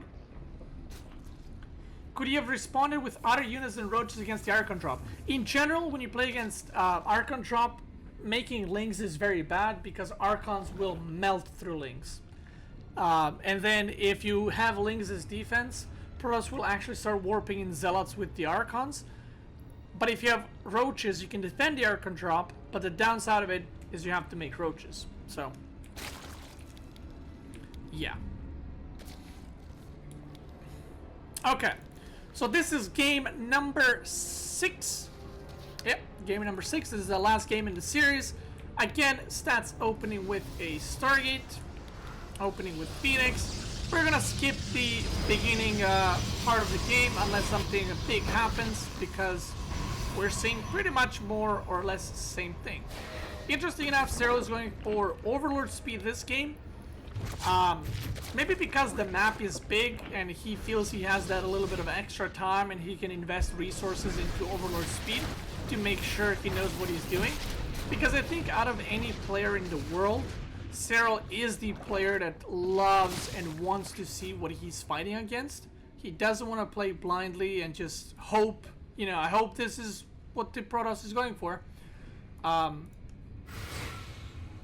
He loves to see what's going on, and yeah. So he sees some adepts moving across the map. Because he has no idea what's going on, he's making a Roach Warren. Maybe because, well, he did see a lot of adepts coming out, but maybe because it's just a safety, kind of like, you know, I'll spend 150 minerals and 50 minerals on the drone to make Roach Warren to be safe. Kind of like, I don't want to die, because he also noticed that Stats is mixing it up. Goes for the Overlord speed. and sees the Phoenix. So again, he knows this is mass Phoenix double Stargate. So what does he do? Insta repositions the spores in order to counteract. So from here, puts the spores here, puts the spores here, puts the spores here. Doesn't make any roaches. What does he do? What did we learn today? You mass drone. And that's what he does. Mass drone, baby. And adds more queens. Look at that. Just holding that D button. Trying to follow the Phoenix with the queens. Trying to not take any damage.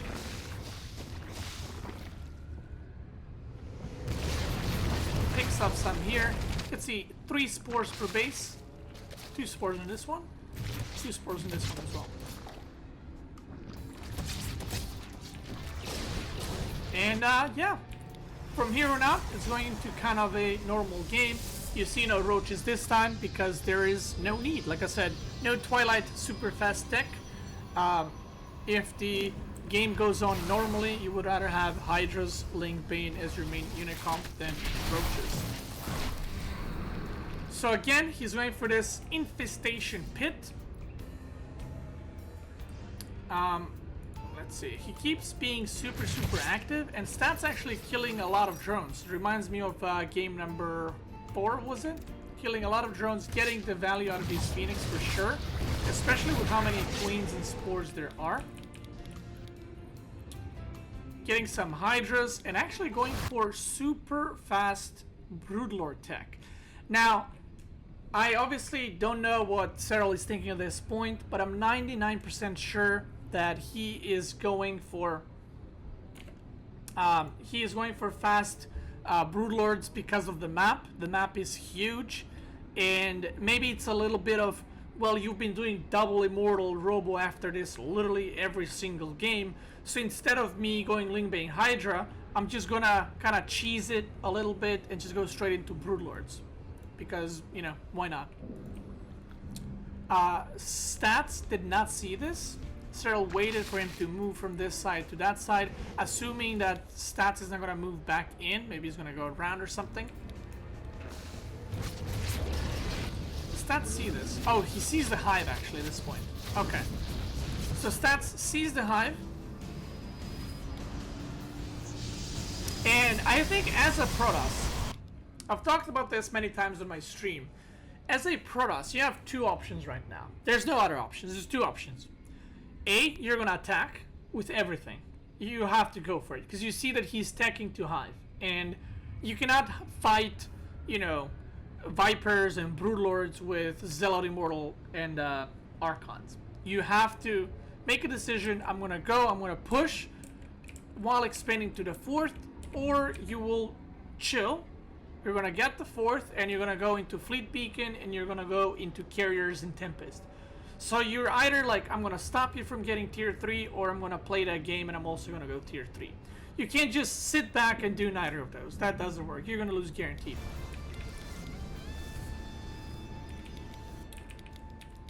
Okay.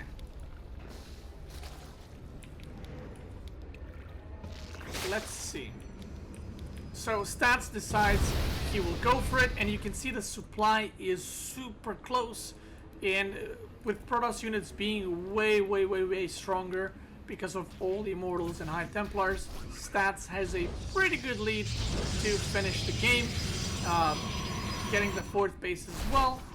Serral, obviously, with his enormous, huge head, with his enormous brain, instantly counterattacks.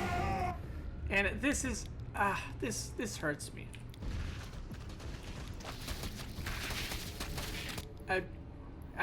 He went back with his main army because of 8 links, and I know this might not seem like a big deal, but he is on a mega timer. Like, you gotta go. Like, you gotta go. And this is another way for a lot of Protosses to actually fail, because you know Hive is coming, and he probably knows his Broodlords. By rushing it, you might have a bad engagement and lose your whole army by some Banelings running in and killing your High Temple or something like that. But like I said, you kind of have to go. Nice force fields. And Serral, maybe it's because not only the map is big, but it's very easy to defend Protoss units attacking, right? Like, even if, well, Serral obviously didn't take this base, so the only places where Stats can attack is either this place, which is obviously very hard to attack up the ramp, or he can go on this side, but then Serral can maybe counterattack through this side. So I can see why he likes brutal attack on this map. It's hard for Protoss to kind of properly engage, I guess. So let's see. And Serral's just sending counterattack units. He's not expecting to do some insane damage. He just literally wants to distract Stats and just kind of buy himself more time. Which in this case, I think is actually going to kill these Zealots. Nope. I was very, very wrong on that one. Some Banes running here, not killing much. Some AFK Zealots. And I guess distraction tactic works because he AFKs 6 Zealots and loses all of them. And, well, guess what? Time has been bought. The Broodlords are out. And I feel that this is the kind of beginning of the end. That makes sense. He wasn't decisive enough in attacking, but he didn't really transition to fleet beacon fast enough. You definitely see that he wanted to attack. He just didn't do it. Whether it's because he was distracted or indecisive, I'm not sure. It is like, you know, match point, right? If he loses this, he loses BlizzCon. So maybe that's why he wasn't as decisive. Maybe if this was a ladder game, he would have just went for it. Because if he wanted to go carriers, he would have done it instantly the moment he saw Hive, and not now. But I think he's like, well, I can't do anything. There's Broodlord, so I'm gonna just get Fleet Beacon and start transitioning.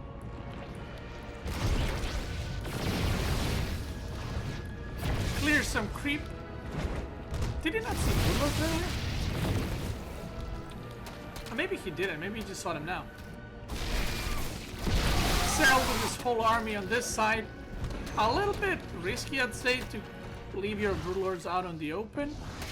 But I think even if Serral traded a base, like traded this base for this base, it's still a very good position for Serral, because this base is almost done, so he would still be on 4, and Stats would be on 3. Forces a recall here. Good defense. Recall is a good skill to have. Again, no Prism action in the main, and I gotta wonder why. You clear the Overlords here. He would not even see the Prism go in. Not sure. Like, I feel like in only Acid Plant, Prism was used correctly. And again, I'm not trying to be critical of Stats. Well, I am, but I'm not trying to say he's bad or something like that. Obviously, he is way better than me and probably the best Protoss in the world, but I feel that he like just doesn't use War Prisms as effectively as he can in this series, specifically against Serral. And I'm not sure why that is. I'm not sure why that is. But anyway. I mean, he goes for it now, right? But he could have done it earlier when he was attacking here. He could have warped some Zealots in the main base. This is something that I talked about when I was making guides for Protoss. When you do War Prism harassment or attacks, there's only 2 times you want to use them. You want to use them when A, you're attacking with your main army, so then you War Prism in the main and warp in a lot of units to split the Zerg, or make him pull the main army in the main base and then you attack the last base. And the second time is when you want to buy yourself some more time, you know, to transition to Tempest or carriers. And even though that's exactly what Stats is doing right now, he's buying himself time, I think there was a big opening for him to do it earlier as well. But anyway. Oracle still alive. Very good. Not a lot of... How many probes does he have? Oh, 69, never mind. He has a lot of probes. Oh, they're transferring. I was like, why is there no probes here? So right now, this is a situation where it's maxed out. Stats doesn't have the perfect army, right? I mean, Serral doesn't either, but I prefer Serral's army right now. He has the mobility and he also has these strong ass units to defend, while Stats' army kind of has a lot of useless stuff in it still. Like these Phoenix, I mean, they're pretty garbage at this point in the game. You don't really need them. Like that's supply. You want to have 2 carriers instead of those 5 Phoenix, for example. But the reason why at this point I favor Serral quite a bit is because the size of the map and the way that map works out. It doesn't matter where you attack as Protoss, the Zerg can always counterattack you, and he can always choose to base trade 1 base at a time. And obviously, kind of swapping, 1 base for 1 base is always going to favor Zerg, because it's a lot easier for the Zerg to remake bases than it is for Protoss or Terran. So right now, Serral's just kind of trying to trade away these units because he wants to have more and more Corruptors.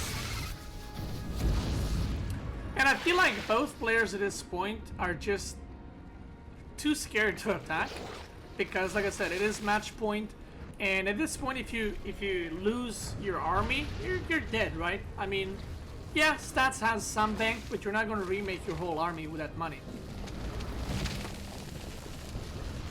Serral playing very defensive, and I think this is partially because the map and partially because he is very, very confident in his late game with his Viper usage, Brood Lord usage, Infestor usage, just link counterattacks. So I don't think Serral minds to go, to super late game. If you guys remember, there was an epic game that he had against Showtime on that purple map. I forgot what it's called, but he had a super long game, and his late game unit control is really, really good. So Tempest for Stats, obviously target firing the Broodlords, and this is kind of like a cat and mouse game, like he shoots with Tempest, then Serral has to pull back, or he can commit, but then Stats storms, or Serral can go for Viper pulls, which have just arrived. And I think that's exactly what he goes for. He realizes Stats' army is here, so I'm going to go for a little counterattack with these useless units, because at this point, these 10, 11 Hydras are not going to do crap in the main fight, because they're just going to get stormed to death and be stuck behind everything. So he just decides, let me try to do some damage. Stats is maxed out, so he can't really warp in units. At this point, look at that, sending some Banes over here. 7 probes, not bad. Recalls the army because again he's maxed, so he can't warp in more units. Okay, and now because he recalled, Serral is like, okay, well your army is on the bottom side of the map, so let me try to hit this base. This is why you need Mothership, by the way. The reason why you want Mothership even back in your base, or I guess with your army works as well, is when you're out of recalls in your Nexus, you can use your Mothership for these defensive recalls. So for example, if Serral attacks this base, if you have Mothership here, you can recall your army from the bottom side to this side and save the base. Stats moving to this side. Serral just abandoning this base, it's almost mined out. He doesn't want to risk fighting on this kind of open ass area, so he just decides to go up the ramp where it's going to be a lot harder for Stats to engage. And at this point, game kind of looks good for Stats, right? He's taking the control, he's knocking down bases, but Serral again doing these counterattacks, picking up a lot of probes. 55, 54, 53, 52 probes going down. Now, even though he's killing a lot of probes, this was actually a discussion I remember pro players used to have. If you're on 70 workers, both of you, and if you lose workers, is it actually bad? Because you're going to have much stronger army, and having 20, 30 supply more units at this point is huge, because if you win the main fight, you win the game. But if you're going for these kinds of trades back and forth, obviously having more workers is more impactful. So for example, him losing 15 workers now allows him to make 3 carriers that he previously wouldn't have. So that's something to think about and to consider. Mothership arrives. Oh, I remember this. And yoink! This is why I hate having my mothership with my main army. Obviously this wasn't with his main army, but this happens if your mothership is with your main army very often. This is why I love to use mothership as a recall tool and kind of defending my bases with invisibility with the cloak, rather than having it with the main army. It's super expensive. It's 400, so if you get it yoinked and dies, it's kind of like, ugh. These 4 zealots, I have no idea. They're hiding behind. I have no idea there's a base right here. Again, some more counterattacks, but Stan splits his army quite well. And, well, it's time for Serral to be aggressive. He's feeling he's ready. He has a huge bank, and this is kind of why he's being aggressive. Even if he trades, he's going to be able to remax super quick, while Protoss, you know, it's going to take a while to rebuild those carriers and Tempests. Yoinks the carrier, knows what he wants, gets it, and Stats got caught off guard a little bit here. His army was here, AFK, while he was fighting on the bottom side, and you saw when Serral started attacking, he was like, oh shit, they gotta run. So he gets a couple of Archons stuck there and killed.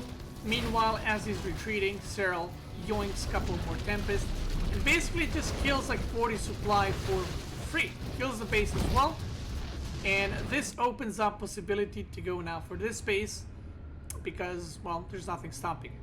And if Serral tries to engage, he's just gonna yoink more carriers or more Tempest.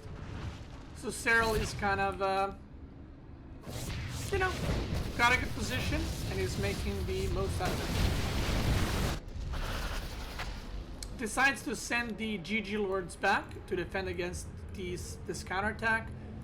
And decides to pee on the Stats' Nexus because it will melt this Nexus super quick. Look at this.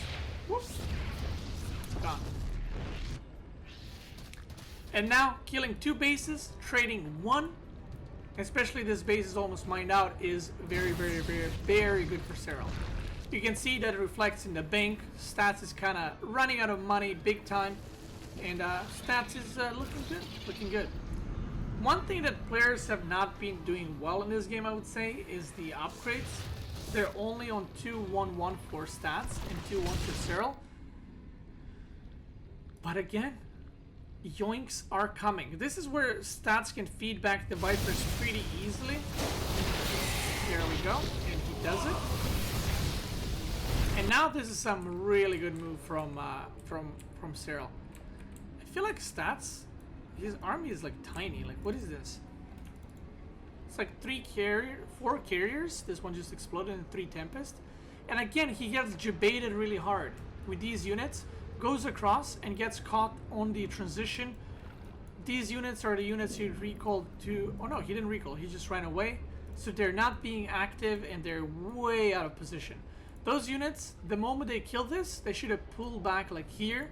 And he should have kind of kept check on the main army, maybe with an Oracle for Revelation, maybe some Observers. Observers are not really reliable because of the Overseers, so definitely an Oracle. And again, he gets caught off guard. Serral just dives in because he sees that's not a lot of units. I can go for that. I can trade. Loses all the High Templars underneath this army.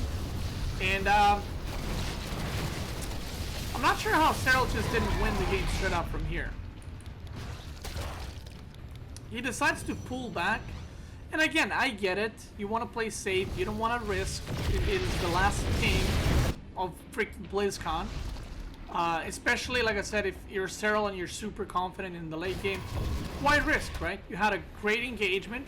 Just try to keep denying bases and just go from there. Serral re-establishing his economy on the top side.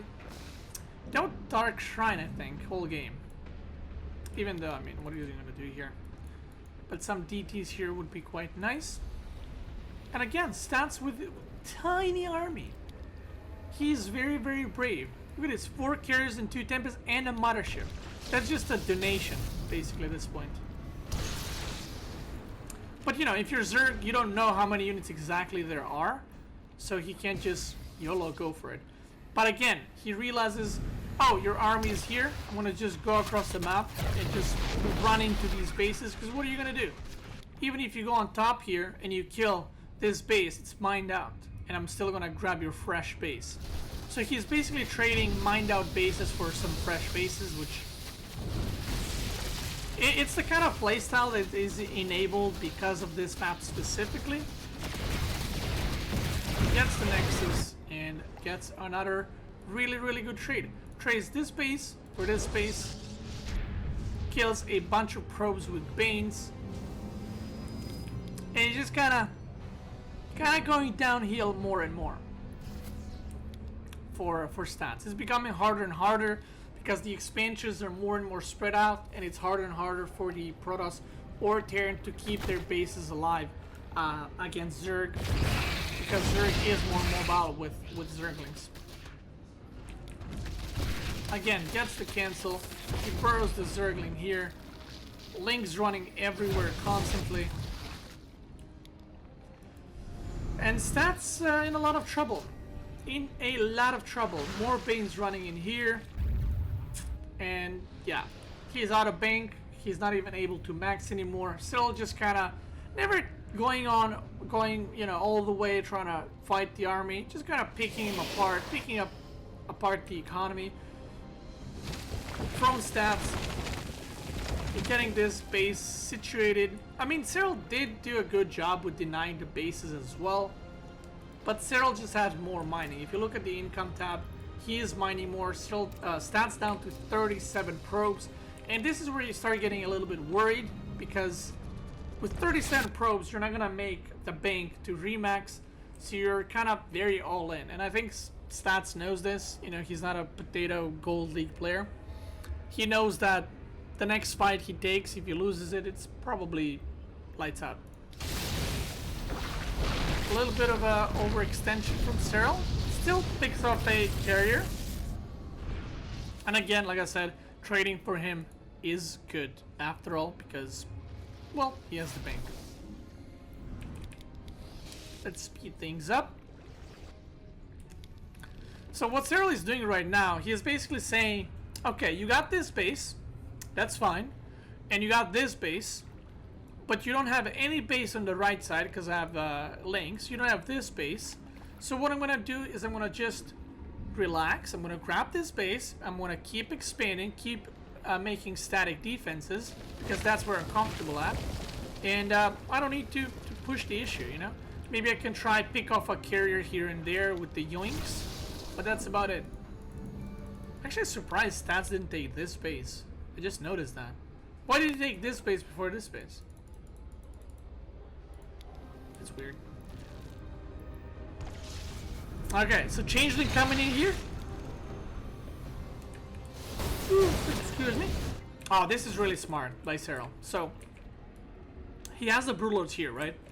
He sees with Changeling that the air army is here, so he knows that there's either A, no units in this base, or there's Immortal and Archons. So he just goes for it with the Broodlords, while he's standing in between the air fleet, or the Golden Armada, and Broodlords, and he's just waiting for Stats to make that mistake he made twice for the third time, which is send the units and just get intercepted and destroyed as he's moving to that base. So you can see he's trying. He wants to yoink. He really wants to yoink some units. Look, he keeps going in. He's searching for the opener. But, you know, he clicks on the Nexus. He's like, yeah, I'll take the Nexus, I guess. I don't need to yoink anything. I'm good.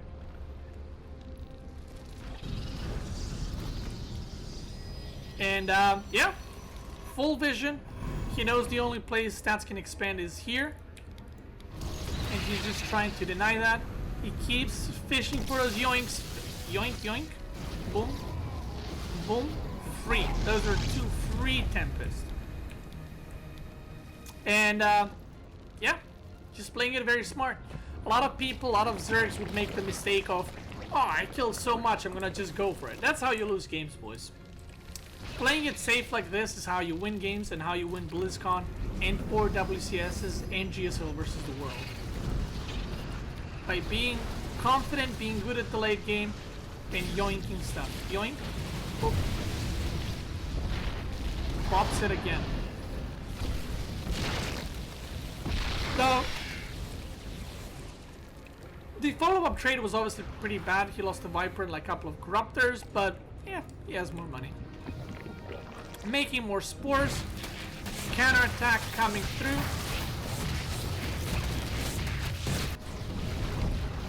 And what Serral's going to be trying to do is just trade units. Oh my god, look at these links. So annoying. So annoying. Okay. War Prism. I mean, at this point, he can't really use it. He doesn't really have the money for the Prism. Wait, hold on. He can't really even send the Prism to the top right. And at this point, there's no point to send a Prism here. This base is mined out.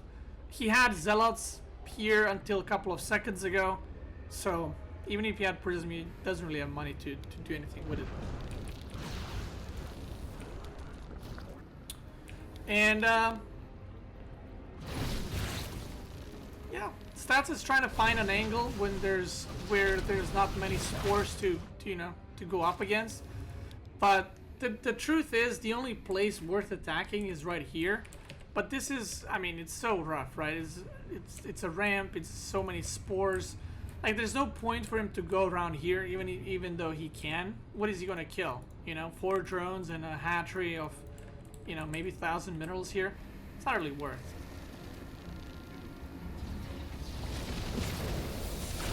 Nice feedbacks. Kills a Viper, and 2 Vipers go down to 5 health. Some decent storms. Good micro with the Broodlords, by the way. Shoots the Broodlings and then runs away. Nice storm, but kind of a little bit too late, you know? And again, the counterattacks never stop. Like, this whole game has been going on, which is constant counterattacks. As you can see, Stats goes around here to attack this base, but Serral is like, yeah, I don't really care about that base. Like, you can attack it. I don't really want it. The gas is mined out as well. So here you see Yoink on the mothership, 1 shots it like a boss. And well, the only thing that's left is 2 storms, not even 2 storms, 1 storm. And obviously Serral sees this, right? Like, if you look at his vision, he sees everything. He sees the whole army. So he knows this. So he's gonna try to, I think he baits the storm maybe? I don't know if he even baits the storm, he just goes for it. He's target firing the Templars with Broodlings. Trying to, like, surround them, I mean. Picks off another carrier. Tries to yoink. I don't know if he even has energy. Last storm. Maybe he actually has another one. Another storm. Splits the units. Pops the carriers. And with the APM of 457, Serral is your BlizzCon champion. Overall, I mean, I mentioned this in my stream, like, I don't think Serral has any weaknesses, really. Like, every time a player wins tournament, it's kind of, you can say like, okay, well, he doesn't do this well, his micro is a little bit off, his macro is a little bit off. You know, for example, for Stats, I would say that his build order choices are a little bit off. I think he has to mix it up more. And kind of his, like, attention of his main units, because we've seen him kind of get caught and get out of position quite a bit. But Serral does everything, I feel, right, from micro to macro to decision making to just everything. And yeah, very well played by Serral. Played some really good games, and yeah, wins BlizzCon because he is the best player in the world. So guys, let me know if you enjoy these replay analysis of, like, top pro gamer games, because this is something I can do more in future. Obviously not, you know, this year, because I don't think there's any more tournaments coming up. But when next WCS season starts, or maybe GSL season starts, I can analyze some of those games for you guys. And I think another series that I do want to analyze is, where is it? Is Rogue versus TY. If you enjoyed this video, feel free to like and subscribe, and make sure to check out one of my previous videos. As always, I want to thank you guys for watching. Have a very nice day, and I'll see you guys next time.